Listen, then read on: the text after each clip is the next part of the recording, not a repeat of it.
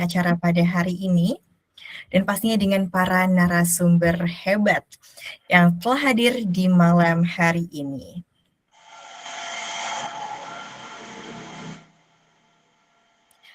Oke, sebelum masuk ke rangkaian kegiatan sharing session, saya mau mengajak teman-teman untuk mengaktifkan kamera dan juga menggunakan virtual background yang telah disediakan oleh panitia. Boleh digunakan virtual background yang telah diberikan oleh teman-teman panitia.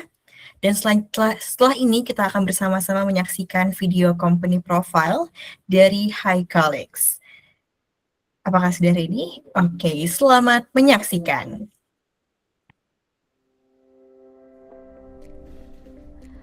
Penerapan Industri 4.0 pada rencana Indonesia Emas 2045 menjadi salah satu peluang besar yang dapat meningkatkan daya saing bangsa. Berdasarkan hasil Global Survey McKinsey Industri 4.0 tahun 2019, peluang besarnya adalah dengan meningkatkan kualitas SDM dan memperkuat integritas IT. Namun, besarnya peluang ini tidak sebanding dengan realitas yang terjadi. Data menunjukkan bahwa 74% diantaranya mengaitkan tantangan ini dengan kurangnya tenaga ahli digital, perubahan dalam budaya kerja, dan habit karyawan. Hal ini menyebabkan jutaan generasi muda kesulitan mencari peluang pekerjaan karena ketidakmampuan beradaptasi terhadap penerapan Industri 4.0. Namun, di sisi lain, industri juga membutuhkan tenaga kerja yang memiliki kompetensi tinggi di era transformasi digital. Transformasi digital yang semakin pesat menyebabkan munculnya berbagai tren okupasi yang bergerak di bidang teknologi informasi seperti data analis, web developer, data scientist, UI UX, project manager, dan digital marketing menjadi acuan sebagai pengembangan yang dimanfaatkan lembaga pelatihan untuk membentuk SDM yang kompeten di bidang teknologi. Untuk itu, Hi Colleagues hadir sebagai solusi dengan menyediakan jasa IT service dan konsultan, serta memberikan pelatihan kerja pada semua kalangan untuk meningkatkan kompetensi SDM pada Industri 4.0 sebagai bentuk dukungan dalam mewujudkan Indonesia Emas 2045. Hi Colleagues juga menawarkan solusi unggul yang membedakan kami dengan kompetitor lainnya, yaitu dengan sistem pembelajaran yang interaktif dan praktikal, trainer berkualitas yang berpengalaman, sertifikat yang bernilai yang diakui oleh industri, serta komunitas alumni yang akan membantu kamu menemukan informasi seputar IT secara up-to-date. Sebagai layanan IT service terbaik, Hi Colleagues siap membantumu beradaptasi untuk mewujudkan impianmu. Visi kami adalah menjadi penyedia IT service terdepan yang mempersiapkan generasi unggul, siap bersaing dan berinovasi di dunia teknologi. Mari berbagi mimpi yang sama untuk terus bertumbuh, berkolaborasi bersama Hi Colleagues sebagai mitra akselerasi digital terpercaya dan kredibel.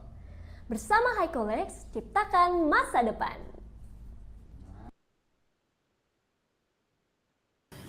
Baik, itu tadi merupakan video company profile dari Hi Colleagues yang bisa kita lihat ya teman-teman bahwa Hi Colleagues merupakan startup edutech yang berfokus pada edukasi dan layanan IT.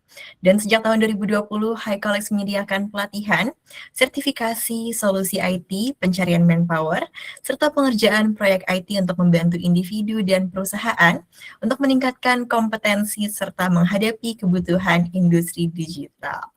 Dan pada hari ini, Hi Colleagues juga menghadirkan sebuah sharing session nih teman-teman, untuk memberikan kita wawasan mengenai Golang.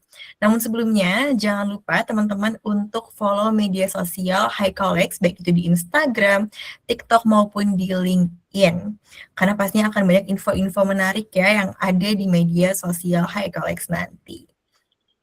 Oke, nah di sini pada hari ini juga kita akan melakukan presensi nih teman-teman. Mungkin boleh untuk ditampilkan. Oke, di layar sudah ditampilkan link dan barcode presensi yang wajib teman-teman isi. Dan jangan lupa untuk mengisi username Instagram dengan benar dan tepat, karena ada kejutan nih di akhir nanti. Maka dari itu, teman-teman wajib mengisi username Instagram dengan tepat. Dan di sampingnya juga terdapat link dan barcode untuk komunitas Discord dari HiCollex. Tentunya teman-teman bisa langsung bergabung ke komunitas Discord-nya yang bisa diakses melalui barcode yang tampilkan di layar. Nah, apabila teman-teman peserta ada yang terkendala dalam pengaksesan barcode, link presensi juga telah dikirimkan oleh rekan-rekan panitia melalui kolom chat. Oke, setelah ini kita akan memasuki sesi sharing session bersama para narasumber hebat kita. Namun sebelumnya saya izin menginfokan sedikit rules dari rangkaian kegiatan kita pada hari ini. Yaitu setiap narasumber diberikan waktu 15 menit untuk memaparkan materi sekaligus melaksanakan sesi Q&A. Jadi karena waktunya lumayan terbatas nih ya teman-teman semua, teman-teman bisa menyampaikan pertanyaan teman-teman melalui kolom chat. Jadi nanti untuk sesi tanya jawab bisa berjalan dengan lancar. Oke, apakah dari teman-teman udah pada mengisi presensi nih teman-teman? Mungkin boleh untuk di reaction untuk teman-teman yang sudah mengisi presensi. Oke, yang pastinya presensi ini wajib untuk diisi, karena nanti di akhir ada sesuatu nih yang bisa teman-teman dapatkan dari pengisian presensi ini.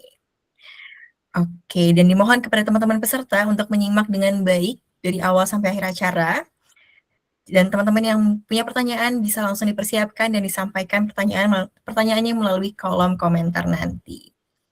Oke, selain materi yang tentunya akan sangat insightful nanti nih, di akhir acara nanti seperti yang sudah aku mention tadi ya, kalau misalnya ada sesuatu yang spesial, karena di akhir acara nanti kita akan mengadakan sesi giveaway time nih teman-teman semua. Nanti kita akan spin wheel untuk memilih 2 orang di antara teman-teman peserta yang beruntung untuk mendapatkan e-wallet sebesar Rp50.000.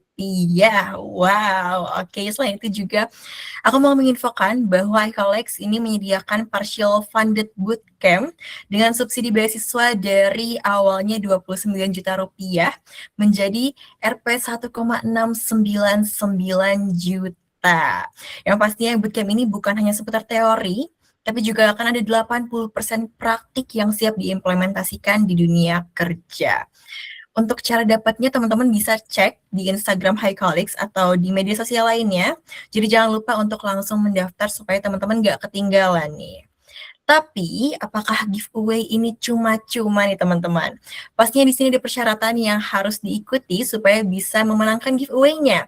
Tapi tenang aja karena persyaratannya itu nggak susah ya, mudah sekali. Yang pertama teman-teman diwajibkan untuk mengisi form presensi yang telah disediakan, yang tadi sudah ditampilkan ya barcode-nya. Dan yang kedua, teman-teman bisa share keseruan Tech Deep Dive Series di Instagram Story, bisa berupa selfie lalu di-post di Instagram Story, dan jangan lupa di-mention akun Instagram HiCollex. Dan yang ketiga, teman-teman diwajibkan mengisi form feedback sebagai syarat penerimaan hadiah. Wah, menarik sekali ya teman-teman hadiahnya, dan caranya juga mudah banget nih. Jadi buat teman-teman, dimohon untuk menyimak dengan baik hingga akhir acara nanti, karena siapa tahu kamulah orang beruntung. Oke, berikutnya kita akan bersama-sama menyimak materi yang pertama, yaitu mengenai memory pooling in Go, yang akan disampaikan oleh Mas Muhammad Reza. Beliau merupakan seorang senior backend engineer di Transvision. Untuk Mas Muhammad Reza, apakah sudah siap untuk memaparkan materi pada malam hari ini? Iya, sudah siap Mbak Naila. Baik. Oleh karena itu, kepada pemateri pertama kita, yaitu Mas Muhammad Reza, kami silakan. Oke, terima kasih waktunya Mbak Naila dari iCollex. Ya, perkenalkan teman-teman, nama saya Muhammad Reza. Saya saat ini bekerja di Transvision sebagai senior backend engineer. Dan malam ini saya coba sharing tentang memory pooling di Golang. Yes. Saya share screen sebentar. Apakah sudah terlihat layar saya? Sudah, Mas. Sudah ya? Oke, makasih Mbak. Baik, jadi saya coba sharing tentang pengalaman dan pengetahuan saya tentang memory pooling di Golang. Yang pertama, apa sih memory pooling di Golang tuh? Jadi memory pooling di Golang itu mungkin kita bisa analogi kita lagi di sebuah kafe atau kedai kopi yang rame banget. Lalu bayangin kalau misalnya setiap pelanggan saat diberikan kopi atau teh atau yang mereka pesan itu pakai gelas sekali pakai yang langsung dibuang. Alhasil tong sampahnya pun akan cepat penuh. Terus di sini garbage collector akan bekerja lebih keras untuk mengosongkan tong sampah tersebut sehingga membuat operasionalnya juga terganggu. Lalu dengan memory pooling ini kita mengganti gelas yang sekali pakai tadi dengan gelas keramik. Dengan gelas keramik ini kalau sudah selesai dipakai, kita cuci gelasnya. Setelah cuci kita taruh di rak kembali dan gelas itu bisa digunakan kembali. Mungkin untuk analogi memory pooling kurang lebih seperti itu. Lalu kenapa nih kita butuh memory pooling saat kita sedang mengembangkan sebuah service di backend? Kalau dalam sistem skalanya besar, itu ngelola memori dari kebocoran atau leak itu nggak cukup.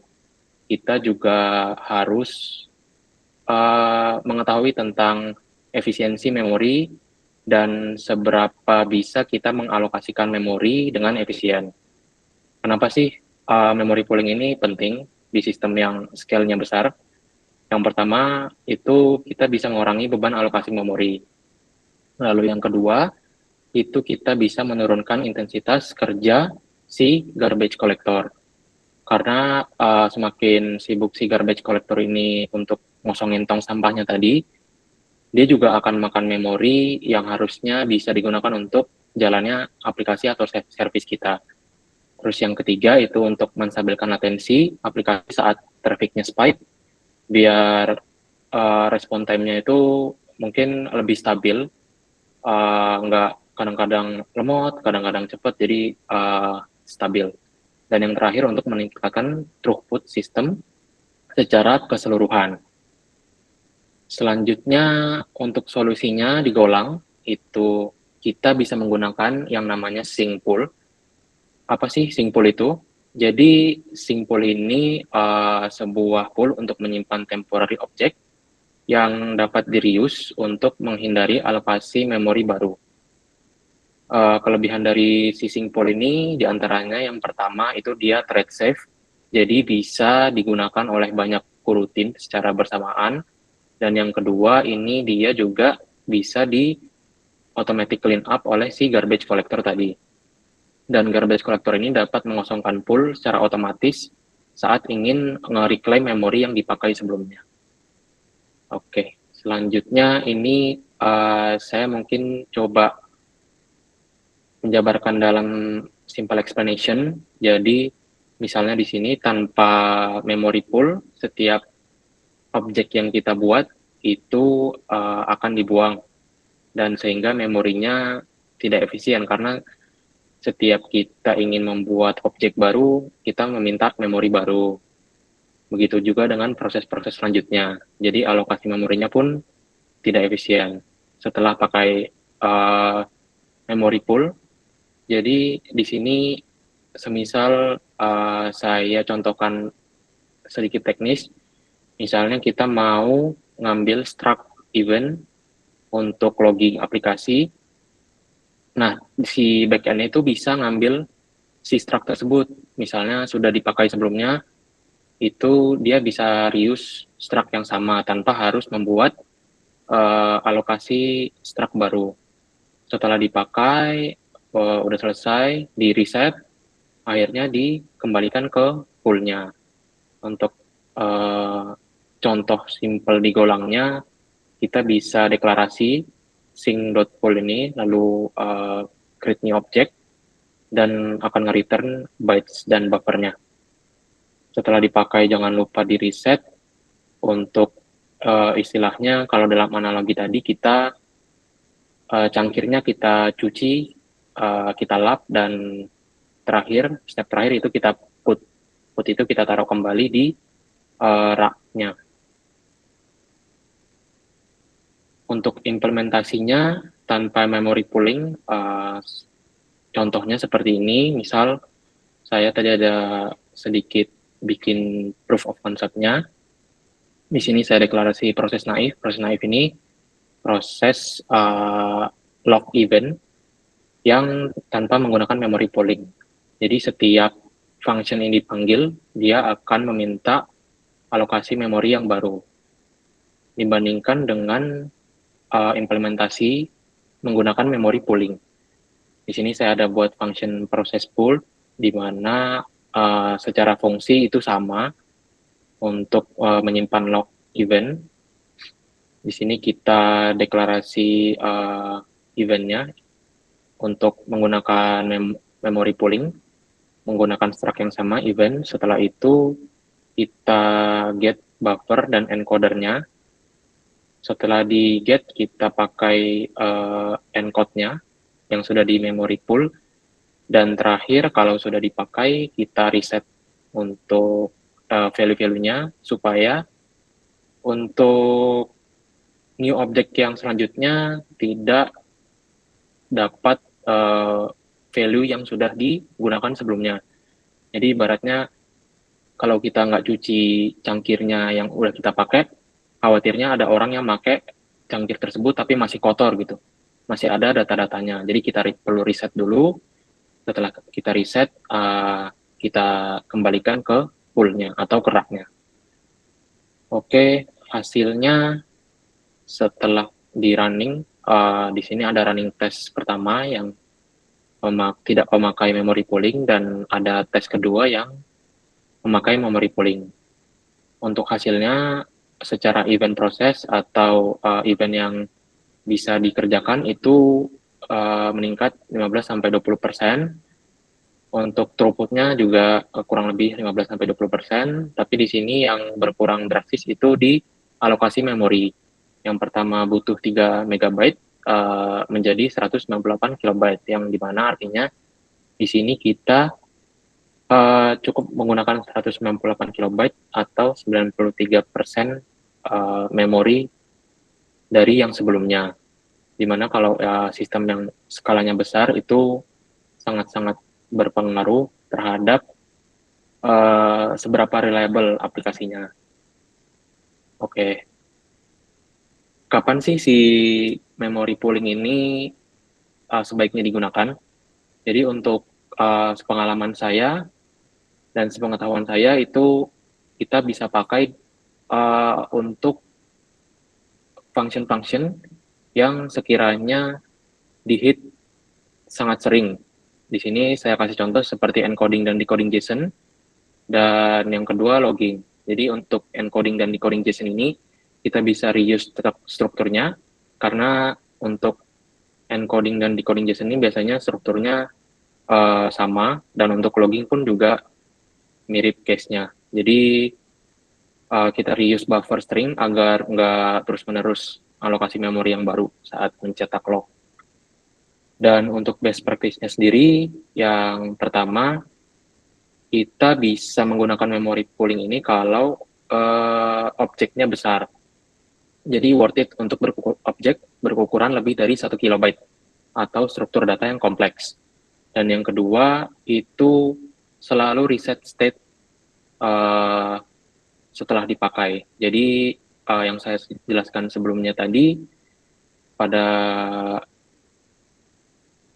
ini setelah dipakai jangan lupa untuk di reset, dibersihkan agar proses selanjutnya tidak nge-get data yang sama. Dan yang terakhir itu kita bisa menghindari objek-objek yang terlalu kecil. Jadi untuk pooling yang size-nya 16 byte itu justru membuat lebih lambat dibandingkan alokasi memori biasa. Oke, sekian sharing tentang memory pooling di Go. Kalau ada pertanyaan boleh drop di kolom komentar, dan semoga sesi sharing untuk memory pooling di Golang ini bisa bermanfaat untuk teman-teman. Ya, terima kasih, saya kembalikan ke Mbak Anaila. Baik, terima kasih banyak Mas Reza atas wawasan yang telah dibagikan tadi mengenai memory pooling in Golang ya teman-teman. Mungkin dipersilakan kepada teman-teman yang memiliki pertanyaan untuk langsung drop saja ya di kolom komentar. Ataukah dari teman-teman panitia sudah menyimpan pertanyaan nih?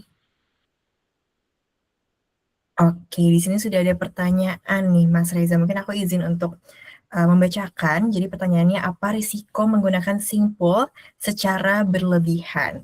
Mungkin silakan untuk dijawab Mas Reza. Oke, jadi apa risiko menggunakan simpul secara berlebihan? Jadi kalau menggunakan simpul secara berlebihan itu eh, sebenarnya aman-aman aja, eh, asalkan itu kita bisa menggunakan si memory poolingnya secara benar. Misalnya tadi yang saya sempat mention sebelumnya, setiap di get itu jangan lupa untuk di reset si memory poolingnya, dan jangan lupa juga untuk dikembalikan ke rak-nya. Tapi justru kalau itu nggak dilakukan dengan benar, maka resikonya itu bisa menyebabkan data corruption, terus juga race condition, dan jadinya banyak bug-bug yang kita nggak harapkan sebelumnya karena nggak menjalankan memory poolingnya dengan best practice. Mungkin itu sih Mbak untuk risikonya. Baik, jadi sebenarnya aman aja ya Mas Reza ya, asalkan tadi melakukan step-step yang Mas Reza sampaikan saat pemaparan materi. Baik, Ya, apakah ada pertanyaan lagi? Oke, sepertinya sudah cukup. Terima kasih banyak Mas Reza atas materi yang telah disampaikan dan juga atas jawaban yang telah diberikan atas pertanyaan tadi. Selanjutnya kita akan beralih ke pembicara kedua kita, yaitu Mas Adven Setiawan selaku Technical Lead di Lintas Sarta yang akan memaparkan materi mengenai Zero Allocation Techniques. Saya juga izin meremind ini teman-teman untuk mengisi form presensi yang sudah diberikan oleh panitia melalui kolom komentar agar nanti teman-teman bisa menjadi salah satu orang yang beruntung untuk mendapatkan giveaway. Nah, dari Mas Adven, apakah sudah siap Mas untuk menyampaikan materi pada malam hari ini? Halo Mbak Naila, sudah siap? Apakah suara saya cukup terdengar? Cukup terdengar Mas. Baik, karena Mas Adven sudah siap nih teman-teman, maka dari itu kepada Mas Adven Setiawan, kami silakan. Oke, terima kasih Mbak Naila. Aku izin share screen terlebih dahulu. Mungkin kita fokus di sini. Oke, apakah share screen-nya udah kelihatan Mbak Naila? Sudah Mas. Oke, baik. Kita lanjut ya di materi kedua. Ini juga bagian dalam building high performance di Go Service. Kalau tadi di um, uh, materi yang pertama tentang alokasi memori. Nah, sebenarnya ini mirip-mirip juga, hanya aja kita di sini lebih zero allocation techniques. Oke, sebelum kita mulai sedikit perkenalan ya. Nama tertera Adven Setiawan, saat ini technical lead di Lintas Arta. Kalau mau lihat media sosial, LinkedIn dan segala macam tertera dengan nama lengkap yang sama. Kemudian di Go sendiri sudah berpengalaman 5 tahun kurang lebih di professional works. Kemudian udah 7 tahun lebih di software engineering field. Kemudian berpengalaman juga di berbagai industri lah di software engineering. Oke, nanti hari di topik ini tuh kita ada dua aja. Yang pertama understanding allocation-nya, kemudian zero allocation tekniknya. Oke, kita mulai dari understanding allocation. Kalau tadi di topik pertama memory pooling adalah kita itu lebih ke menggunakan ulang reuse. Nah, di zero allocation itu tuh tidak perlu pakai sama sekali. Nah, tadi di materi pertama kita sudah dikasih analogi ya, ketika di suatu kafe kita itu mencoba menggunakan sebuah gelas yang sama, kemudian kita cuci, kita bersih supaya tidak banyak kelas yang terbuang begitu saja. Kemudian nanti yang akan memberatkan banyak sih, ada heap segala macam, nanti memori CPU-nya juga akan sibuk. Nah, di zero allocation letaknya sebenarnya berada ketika gelas itu tidak bisa kita hindari. Jadi allocation itu tidak akan bisa kita hindari. Tetapi ketika kita membuat kopi misalnya, ada alat bantu lain yang kita pakai. Nah, nanti itu kita sebutnya adalah variabel. Nah, alat bantu yang lain ini tuh kalau di real ya, kita bikin kopi, let's say ada mesin pressnya, grinding, mau nggak mau kita kan harus bersihkan juga tuh setiap saat. Nah, ada teknik yang sekarang ya kalau di kopi mungkin dia akan membuat espressonya lebih dulu sehingga penggunaan alatnya itu tidak digunakan lagi dan kopinya dan secara pelayanannya cepat. Nah, itulah understanding allocation itulah perbedaan terhadap memory pooling tadi. Jadi apa itu memory allocation? Jadi ketika kita create new object atau sesimpel kita bikin suatu variabel kayak user untuk menambah objek user atau sesimpel strings gitu. Lalu kita lihat di sebelah kanan maka akan ada proses mencari tempat untuk kita letakkan nih si variabel. Nah, di dalam konsep cafe tadi juga sama juga. Kita sebagai pelayan adalah go-nya sendiri. Nah, kemudian ketika tamu datang, kita tentu harus memberikan pelayanan dan akan kalau di restoran mungkin ya lebih tepatnya, kalau di restoran itu kita sebagai penerima tamu akan mengarahkan tamu sesuai dengan kapasitinya. Nah, inilah yang proses mencari ini, proses mengarahkan ini itulah yang dinamakan allocation. Jadi pekerjaan. Nah, siapa yang handle itu sebenarnya itu di Go. Nah, kenapa allocation ini kita sebut near zero? Zero sih tidak mungkin lah, tapi near zero allocation itu sangat-sangat mungkin ya. Tadi kita cukup mengurangi penggunaan hal-hal yang tidak penting. Nah, tetap di memory allocation ini sendiri juga ada berbagai cara. Nanti kita bahas di tekniknya sendiri. Jadi cara kita untuk menyampaikan atau meminta meja nih kalau di restoran. Oh, kita datang dengan 2 orang. Oh, ternyata nanti teman kita lagi nyusul, misalnya 2-3 orang lagi, berarti total 4 orang. Nah, ketika meja yang disediakan si pelayan tadi hanya untuk 2, mau nggak mau nanti kita akan pindah. Nah, pindah ini lagi akan membebani CPU kita, memori kita. Nah, itulah yang perlu kita kurangin di proses-proses allocation supaya di sebuah nanti aplikasi kita kalau itu performance-nya harus diminta cukup besar, maka inilah teknik yang bisa kita pakai di sisi aplikasi, tidak mencakup infra dan database sebagainya ya. Ini real di aplikasi yang bisa kita improve.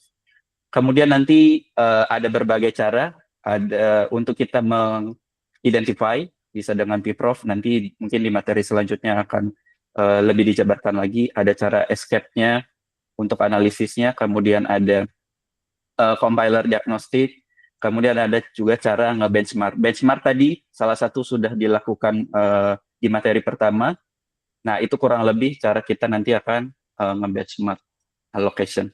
Kemudian kita masuk yang kedua yaitu zero allocation teknik. Nah, mungkin karena labelingnya teknik, mostly di slide saya ini menampilkan langsung snip code ya. Oke, yang pertama, avoiding FMT sprint F. Oke, sebelah kiri ini dibagi 2 aja ya, biar gampang lihatnya, yang common dan better. Ini bukan best and good, wrong on good gitu, tidak. Tapi common dengan better. Oke, common kita sering kali memakai FMT sprint F untuk concat string. Nah, ini tuh FMT ini sebenarnya akan menciptakan 2-3 variabel lagi, akan menciptakan 2-3 allocation lagi yang akan membebani memori lagi ke depannya. Nah, dibanding itu kita mending kita cukup pakai satu aja, yang sebelah kanan better adalah kita concat seperti biasa aja. key dengan user dan plus konversi dari user ID ke string, kemudian di concat. Nah, itu salah satu kita sudah bisa menghilangkan 2-3 alat untuk menghasilkan sesuatu, sama seperti analogi di ketika pembuatan kopi tadi. Kemudian ini akan kita temukan lagi nanti ketika kita sudah makin banyak melakukan sesuatu, yaitu kalau tadi avoiding, sekarang ini rekomendasi using strings builder. Nah, dibandingin juga kita pakai concat seperti biasa tadi, kalau cuma 1-2 yang kita concat. Ada kalanya nanti proses itu kita harus butuh proses sesuatu, kemudian concatnya. Contoh kalau di sini adalah A, B, C, D, E, nanti outputnya itu ya string biasa. Nah, tetapi tanpa kita tahu sebenarnya ini udah berapa banyak allocation.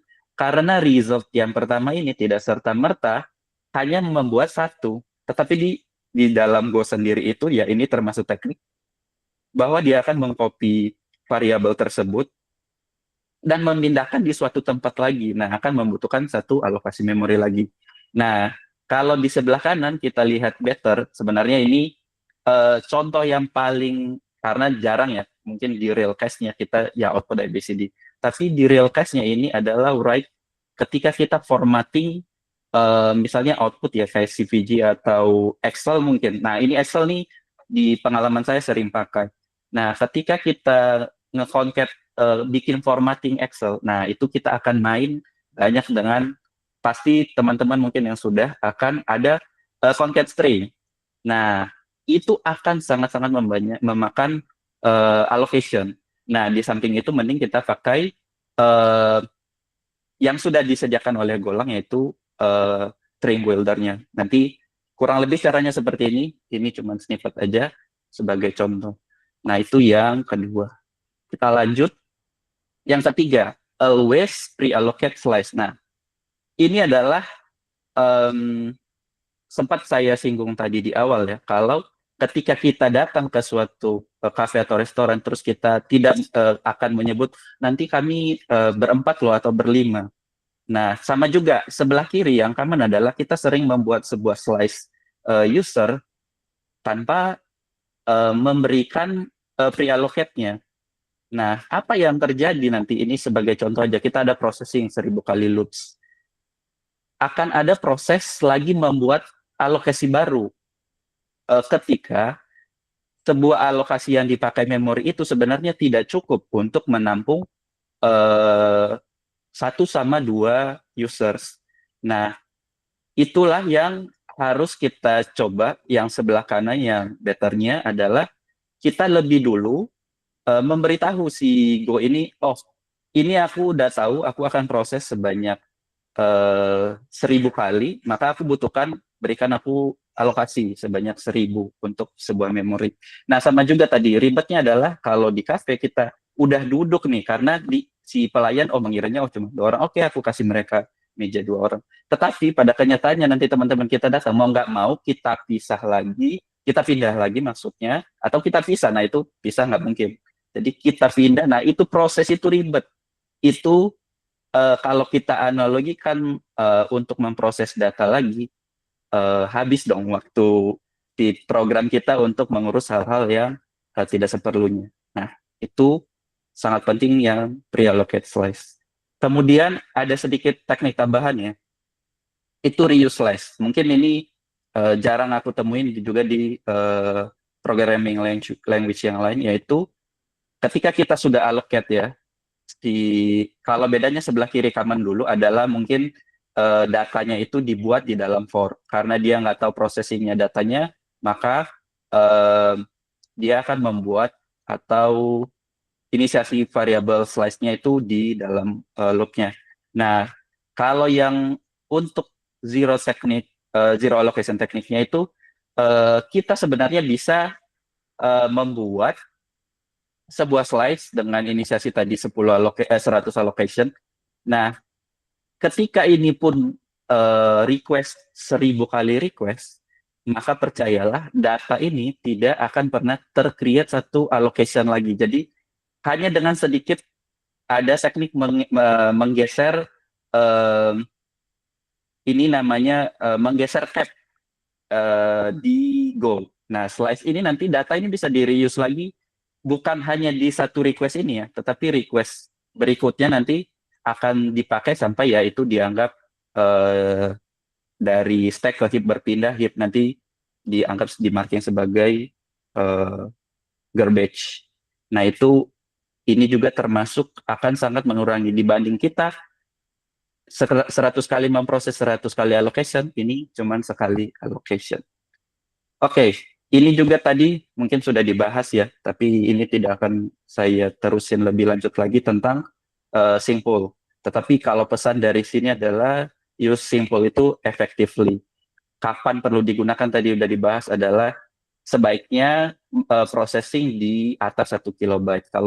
Kalau kita kasih contoh di sini akan sangat sering teman-teman di real case-nya menghadapi ketika processing PDF, kemudian image streaming. Nah, itu akan ketemu nih dengan buffer. Nah, ada satu yang bisa kita pakai adalah tadi udah dibahas simple.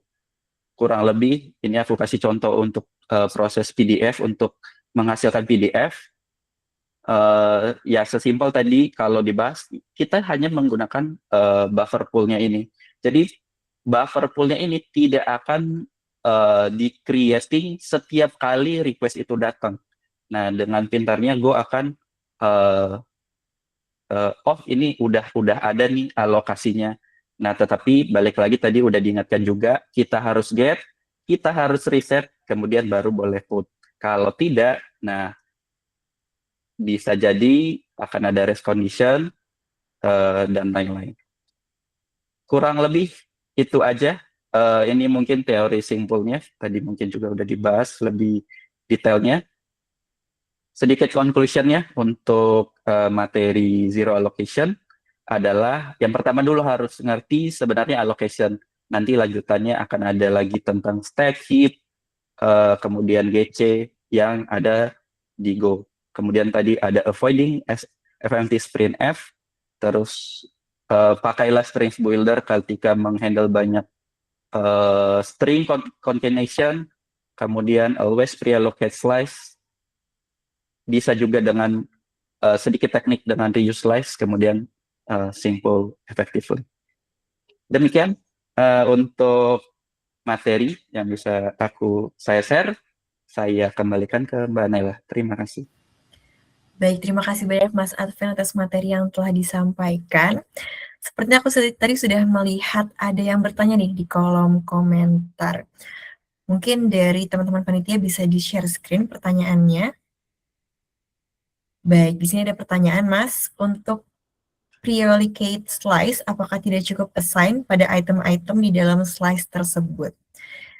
Dipersilakan untuk Mas Adven untuk menjawab. Oke, kalau pertanyaannya adalah apakah tidak cukup assign pada item-item di dalam slice tersebut? Kalau common kita balik lagi ya, karena ini tidak ada salah dan tidak ada benar. Kalau balik lagi ke common adalah ketika kita bikin tadi kita inisiasi satu variabel, misalnya untuk menampung slice, kemudian kita isi slice tersebut. Kalau 1, 2, 3, 4, 5, 6 data juga itu tidak masalah. Nah, hanya aja masalah reusing-nya tadi yang kita bahas di memory pooling. Nah, kemudian effectiveness-nya nanti ketika itu request-nya datang banyak banget atau tadi spike traffic ya. Nah, ini nanti perlu kita cek terlebih dahulu apakah memang slice tersebut ini yang berpengaruh. Tetapi sebaiknya nanti kalau udah banyak ya, ini berbicara kalau udah banyak adalah pre-allocate slice itu tuh sangat-sangat worth it untuk kita bangun bahkan menjadi habit. Ketika kita tahu processing-nya itu jumlahnya sekian banyak, bahkan lebih sedikit pun tidak masalah, yang penting tidak kurang ya. Itu juga kita akan ada error nanti ketika sebuah inisiasi pre-allocate slice itu tidak sesuai dengan penggunaan yang sesungguhnya. Kurang lebih itu sih. Baik, terima kasih banyak Mas Advin Setiawan atas materi dan juga jawaban dari pertanyaan tadi. Dan terima kasih banyak untuk peserta yang sudah bertanya. Sebelum kita beralih ke pembicara selanjutnya, saya mau mengingatkan kembali terkait dengan giveaway yang telah High Colleagues persiapkan nih teman-teman. Nah, di akhir sesi nanti, seperti tadi saya sudah mention, akan ada spin wheel untuk memilih 2 peserta yang beruntung untuk mendapatkan hadiah e-wallet sebesar Rp50.000. Nah, selain itu, aku juga menginfokan kembali bahwa High Colleagues menyediakan beasiswa partial funded bootcamp, di mana teman-teman bisa mendapatkan benefit yang besar sekali, yaitu beasiswa partial funded dari harga 29 juta menjadi 1,699 juta. Nah, syaratnya di sini teman-teman harus mengisi form presensi yang telah disediakan, yang telah ditampilkan di layar. Lalu jangan lupa untuk share keseruan acara di Instagram Story dengan mention Instagram High Colleagues dan wajib mengisi form feedback nanti. Nah, di sampingnya juga sudah ada link barcode untuk join komunitas High Colleagues di Discord. Teman-teman bisa langsung join aja nih untuk info-info menarik lainnya. Oke, terima kasih banyak kepada Mas Advin Setiawan yang tadi sudah memberikan materi kedua. Setelah ini kita akan langsung mendengarkan pemaparan dari speaker ketiga kita, yaitu Mas Muhammad Aldian Rizky. Beliau merupakan seorang technical lead di Paxel Indonesia yang akan memaparkan materi mengenai profiling and optimization. Apakah dari Mas Aldian sudah siap, Mas, untuk memaparkan materi pada malam hari ini?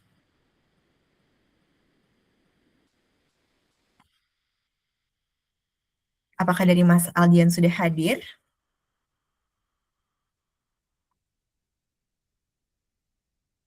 Oke, mungkin aku izin merimain ya teman-teman. Kalau misalkan nanti setelah sesi pemaparan materi oleh Mas Muhammad Aldian, teman-teman bisa langsung mengisi pertanyaan di kolom komentar ya teman-teman. Jangan takut, jangan ragu, teman-teman nanti bisa langsung mengisi pertanyaannya di kolom komentar.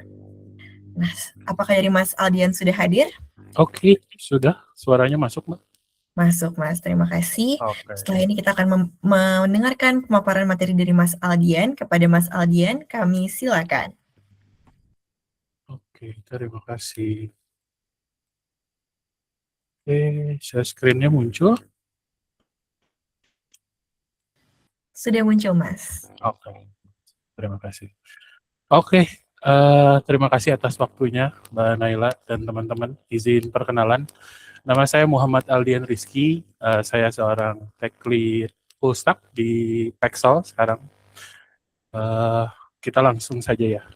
2 sesi sebelumnya sebenarnya merupakan teknik yang powerful, yang sebenarnya nanti akan kita bisa implementasikan dalam proses profiling dan optimalisasi. Kapan dan di mana optimalisasi benar-benar diperlukan. Sekarang saya mundur 1 langkah dulu nih.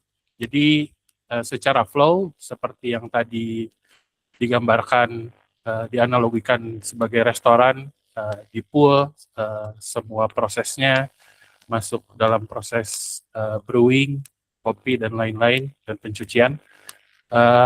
Analogi yang bisa saya gambarkan dalam proses profiling dan optimalisasi ini adalah proses monitoringnya. Jadi ketika semua itu sudah dibuat, kopi itu sudah dibuat, terus pelanggan sudah masuk, secara flow, alur kerjanya itu semua kita monitoring.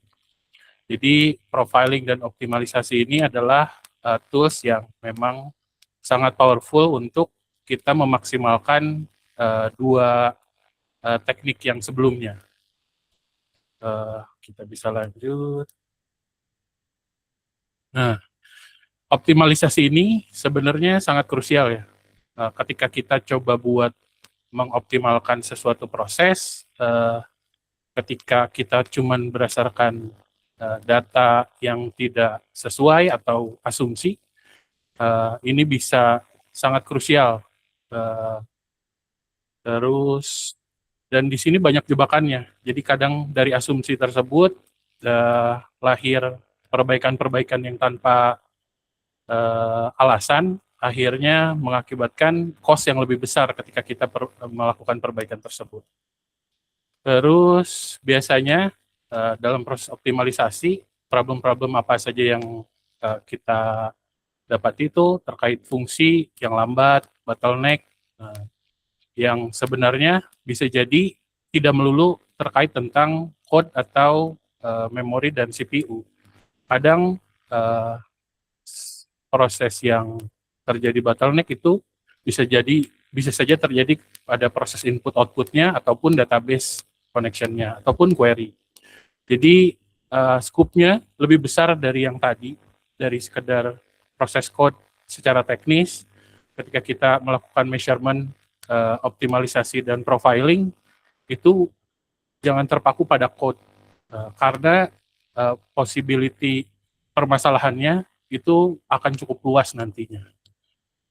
Oke, analoginya seperti bongkar mesin lah. Kalau kita mau profiling mobil, ketika mau bongkar mesin mobil yang rusak, itu kita harus tahu dulu bagian mana yang sebenarnya rusak. Kurang lebih seperti itu. Terus kita lanjut. Nah, sebenarnya ini adalah hal yang selalu saya terapkan, iterasi yang saya ulang ketika saya mau mengoptimalisasi proses. Ini bagian dari logic OODA namanya, Observe, Orient, Decide, baru Act terakhir.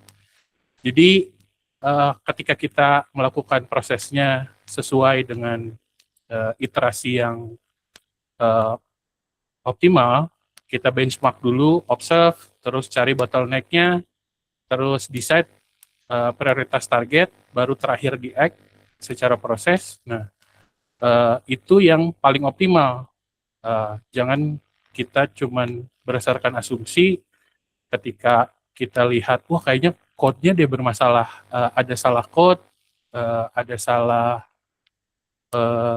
di query atau apa, dalam satu proses profiling dan optimalisasi, itu nggak boleh kita melakukan early assumption lah. Terus apa saja yang bisa kita optimalisasi, yang tadi CPU dan memori yang sebelumnya sudah dimention secara proses, dan terlalu banyak bocor leak di GoRoutine, input-output, database, serta juga latency dari API respon. Oke, kita bisa lanjut lagi. Ini adalah salah satu 2 case real nyata yang sempat saya alami juga. Jadi kita langsung ke real case-nya. Bukti 2 bottleneck nyata, keduanya bukan dari code yang saya dapati. Jadi 2 proses ini adalah, pertama API report yang lambat saat ada proses yang traffic-nya cepat, traffic-nya banyak dalam satu prosesnya. Ketika datanya dilakukan stress test dan banyak yang mengakses, DB-nya tiba-tiba down. Setelah dicek proses, apakah ada yang salah dari proses looping-nya, ketika mau mengenerate report ternyata ada proses yang harus diperbaiki ketika mengambil relasi. Jadi data itu di-consume dengan proses looping yang mana ketika dibebani dengan traffic yang besar, yang tadinya ketika kita coba di development tidak ada masalah, saat masuk ke production semua berantakan. Jadi proses stress test itu sangat penting nanti ketika profiling. Terus ketika kasus yang kedua itu ketika ada anomali request dari server, dia melakukan data request dengan missing ID-nya. Jadi query yang di search ke database itu melakukan tidak memakai ID tanpa guard limit, sehingga memakan consume proses ke database yang anomali, yang sebenarnya ini bisa di-handle proses optimalisasinya dengan proses kita pengecekan input-outputnya dulu dengan validasi, kurang lebih seperti itu. Dua-duanya ada di layer database dan input dan output. Nah, ini yang sempat di-mention juga tadi di sesi kedua tentang profiling yang dimana kita bisa menanamkan ini dalam proses golang agar semuanya bisa dimonitoring apa aja beban yang terjadi dalam proses backend dari tiap API yang di-hit, bebannya terkait CPU dan memori. Lalu dalam proses monitoring ini dibagi detailnya. Jadi dalam satu kerangka function kita tuh harus melakukan proses kumulatif dulu, semuanya di profiling dengan baik, bukan yang sesuai punya profile membaca secara time. Kita harus kumulatif dulu semuanya dari secara fungsi parent dan child-nya menyambung. Dari kasus report ini bukan menghitung satu persatu.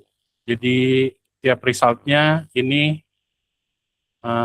kita kombinasikan, yang mana bukan, kadang kita selalu berasumsi kayaknya ini yang jadi masalah, tapi waktunya sedikit, ternyata di bawahnya dia masih punya banyak fungsi child-nya, kurang lebih kayak gitu. Oke.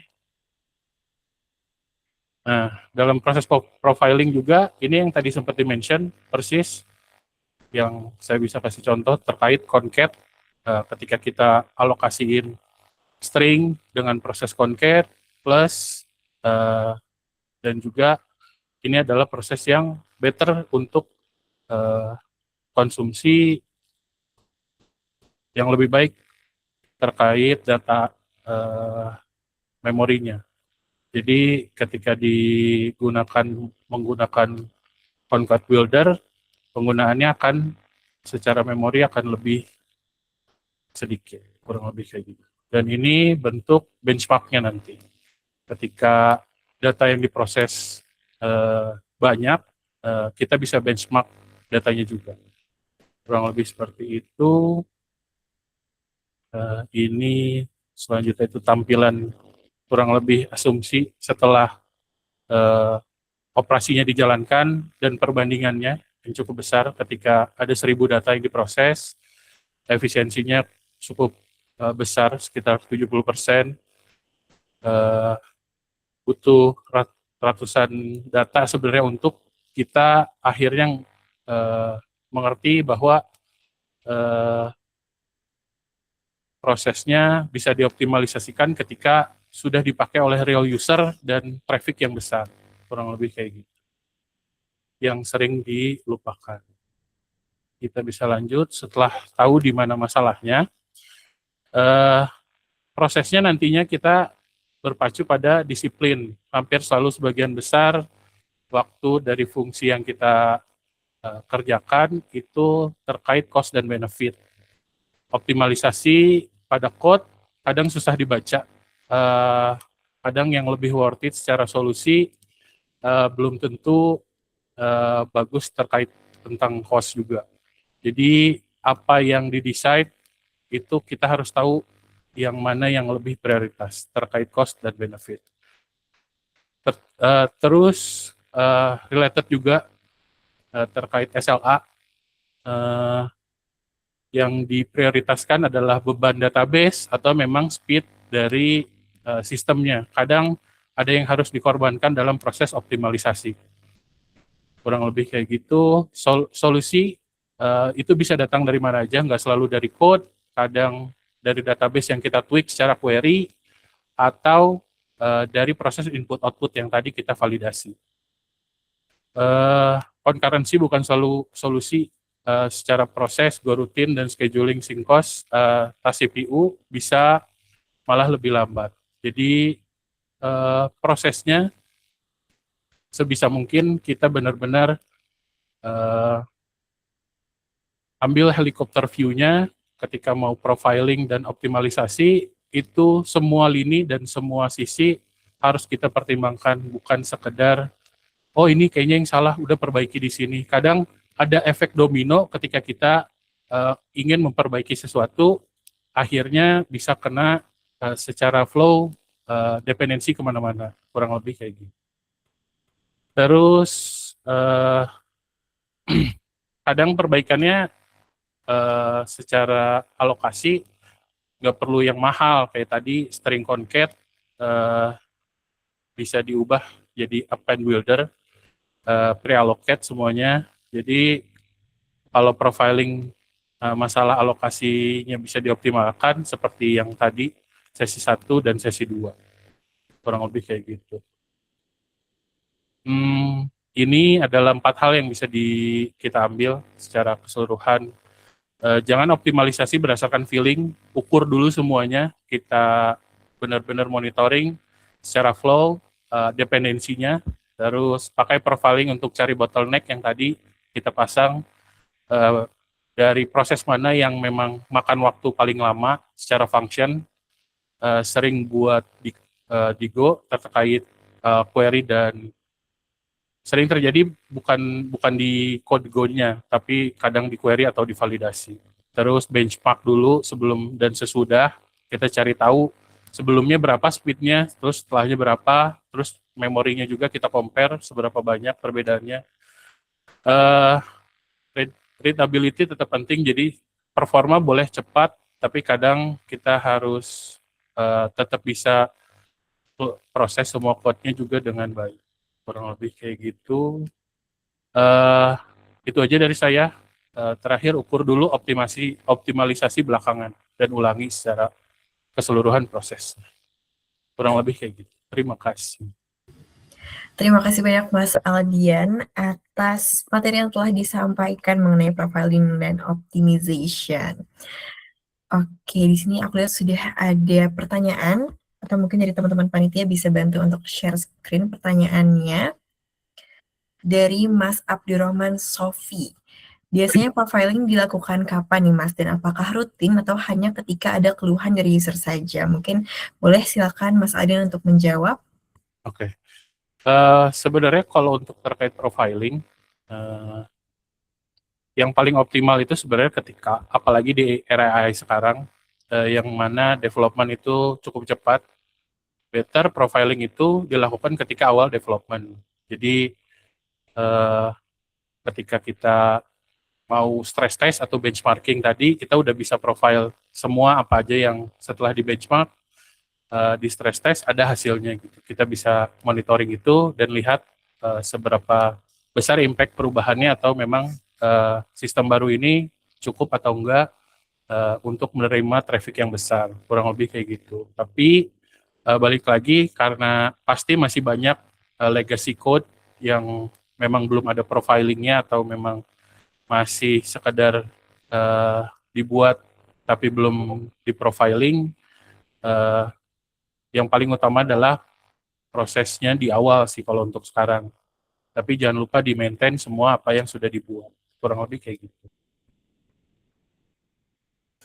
Baik, terima kasih banyak Mas Aldian atas jawaban yang diberikan, juga atas materi yang tadi disampaikan. Terima kasih juga untuk peserta yang telah bertanya kepada Mas Aldian, dan itulah tadi sharing session pada malam hari ini, semoga bisa menjadi insight yang bermanfaat untuk kita semua. Nah, setelah ini kita akan memasuki sesi yang udah sempat di-mention, sesi yang pastinya ditunggu-tunggu nih oleh kita semua, yaitu giveaway time. Oke, mungkin boleh. Nah, di sini sudah ada spin wheel yang telah disiapkan oleh panitia. Jadi, teman-teman dimohon untuk mengisi form presensi, lalu juga share keseruan pada malam hari ini, dan juga mengisi form feedback sebagai persyaratan untuk mendapatkan giveaway ini. Dan nanti teman-teman panitia akan memasukkan nama teman-teman nih di dalam spin wheel-nya. Dan siapa tahu salah satu dari teman-teman ini bisa menjadi orang yang beruntung untuk mendapatkan giveaway e-wallet sebesar Rp50.000. Nah, walaupun tadi kita udah disuguhi oleh materi-materi yang sangat insightful ya teman-teman, mulai dari memory pooling in Go ini disampaikan oleh Mas Reza, lalu Mas Advan juga memaparkan materi mengenai zero allocation techniques, dan yang terakhir dari Mas Aldian ada mengenai profiling dan optimization. Malam ini kita juga akan mendapatkan benefit lain selain teori nih, yaitu giveaway e-wallet sebesar 50.000 untuk 2 orang yang beruntung. Jadi siap-siap nih teman-teman.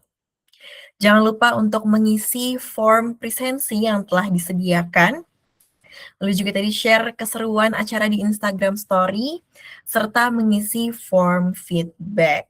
Nah, di layar sudah ada untuk link barcode feedbacknya, dan presensinya juga udah ada nih teman-teman. Jadi jangan lupa untuk diisi, biar teman-teman bisa menjadi salah satu dari 2 orang yang beruntung pada malam hari ini. Oke, dan aku juga mau merimain kepada teman-teman semua untuk jangan lupa follow media sosial HiColleagues, mulai dari Instagram, TikTok, dan juga LinkedIn-nya nih untuk mendapatkan informasi-informasi menarik. Siapa tahu setelah ini ada program-program lain yang bisa teman-teman ikuti, termasuk salah satu programnya yaitu program beasiswa partial funded bootcamp. Yang tadinya harganya 29 juta, teman-teman bisa mendapatkan harga 1,699 yang disediakan oleh HiColleagues. Nah, jangan lupa untuk follow media sosialnya, jangan lupa juga untuk join Discord-nya nih. Oke, teman-teman jangan lupa untuk mengisi presensinya.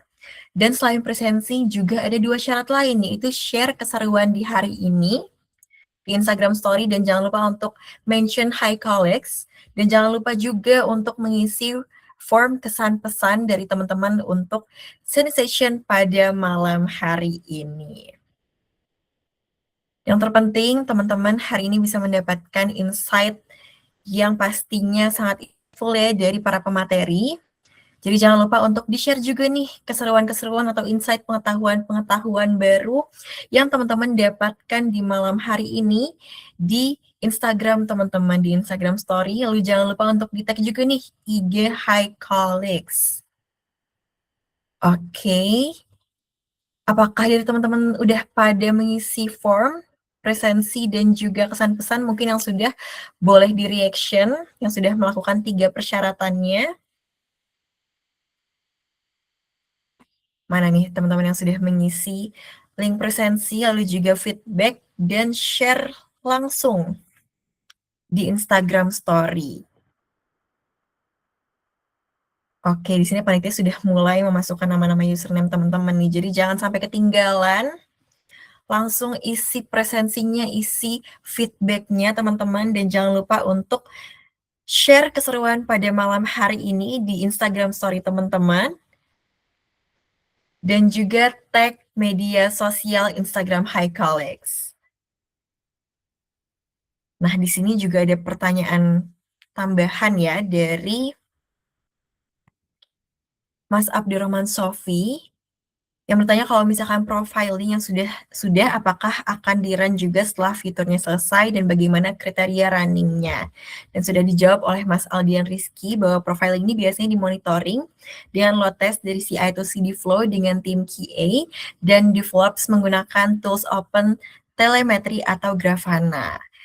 Oke, terima kasih banyak Mas Abdurrahman Sofi yang sudah sangat aktif bertanya dan juga kepada Mas Aldian yang sudah menjawab dengan jelas.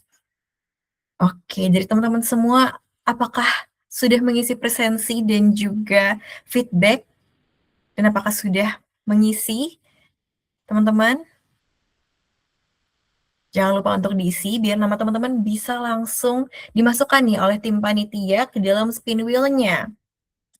Lumayan banget kan teman-teman, di sini benefitnya ada Rp50.000 e-wallet, teman-teman cukup dengan mengisi presensi aja, lalu share keseruan hari ini di Instagram Story teman-teman dengan mention Instagram HiColleagues dan mengisi feedback. Yuk bisa diisi teman-teman feedbacknya, agar HiColleagues juga tahu kira-kira bagaimana nih kesan dan pesan teman-teman atas sharing session pada malam hari ini. Apakah dari teman-teman sudah puas dengan materi yang telah disampaikan? Mungkin selain mengisi kesan pesan, boleh di-reaction juga nih teman-teman, bagaimana perasaannya hari ini setelah mendengarkan materi-materi yang sangat insightful dari para pemateri di malam hari ini. Wah, sudah mulai banyak nih nama-nama di spin wheel-nya. Jadi jangan lupa teman-teman diisi untuk presensi, feedback, dan jangan lupa untuk share di Instagram Story agar teman-teman gak ketinggalan nih bisa menjadi salah satu dari 2 orang yang beruntung mendapatkan e-wallet sebesar Rp50.000 di malam hari ini. Oke. Sebentar lagi mungkin akan kita spin, jadi teman-teman jangan lupa untuk isi presensinya, isi absensinya, isi juga feedbacknya, dan share keseruan pada malam hari ini di Instagram Story teman-teman. Jangan lupa juga untuk tag langsung akun Instagram HiColleagues, karena di Instagram juga nanti akan ada info nih mengenai beasiswa partial funded bootcamp yang dari harga 29 juta menjadi 1,699 juta. Pastinya sangat sayang nih kalau misalkan dilewatkan ya teman-teman ya. Selain itu juga HiColleagues ini punya media sosial lain mulai dari TikTok, LinkedIn, dan juga komunitas di Discord yang bisa teman-teman join agar teman-teman nggak ketinggalan info-info penting dan info-info menarik lainnya. Oke, aku remind sekali lagi teman-teman untuk mengisi form presensi karena sebentar lagi kita akan spin nih untuk wheel-nya untuk nama-namanya dan memilih 2 orang beruntung di antara teman-teman. Oke, kepada tim panitia boleh silakan di-spin siapa kira-kira di antara teman-teman peserta yang malam ini beruntung mendapatkan e-wallet sebesar Rp50.000. Oke, untuk peserta beruntung yang pertama ada dengan username bim.arya. Apakah peserta dengan nama Instagram tersebut sudah hadir pada malam hari ini? Mungkin boleh reaction-nya untuk Mas @bim.arya. Oke, boleh kita langsung ke peserta yang beruntung yang kedua mungkin ya, Kak? Oke, selanjutnya kita lihat siapakah yang beruntung pada malam hari ini. Ada dengan username @rafif_ab17. Oke. Kami ucapkan selamat kepada peserta dengan username @bim.arya dan Mas Rafif. Maaf saya lupa tadi nama username-nya apa, tapi kami ucapkan selamat karena sudah menjadi 2 orang yang beruntung untuk mendapatkan e-wallet sebesar Rp50.000 dalam sesi giveaway pada malam hari ini. Sayangnya, sesi giveaway tadi merupakan sesi terakhir dari rangkaian acara kita pada malam hari ini, tapi sepertinya kurang afdol nih kalau misalkan kita belum mengabadikan momen kita di sharing session ini. Maka dari itu, dimohon kepada seluruh peserta dan juga dipersilakan kepada para pemateri untuk mengaktifkan kamera dan menggunakan virtual background yang telah disediakan karena kita akan melakukan sesi foto bersama. Baik, untuk teman-teman peserta boleh untuk mengaktifkan kameranya. Oke, untuk dokumentasi akan saya bantu pandu dalam hitungan 1, 2, 3. Oke, sekali lagi mungkin boleh pakai gaya ya. Dokumentasi akan saya bantu pandu dalam hitungan 1, 2, 3. Baik, terima kasih dari tim panitia. Apakah sudah aman untuk semua dokumentasinya? Boleh untuk di-reaction? Oke. Kami ucapkan terima kasih banyak kepada para narasumber yang sudah meluangkan waktunya pada malam hari ini dan berbagi wawasan kepada kita semua. Tadi kita belajar bagaimana memory pooling, zero allocation, techniques, dan juga profiling bisa saling melengkapi untuk membangun aplikasi Go yang lebih efisien dan performa nih melalui materi-materi dari Mas Reza, lalu juga ada Mas Adven dan Mas Muhammad Aldian.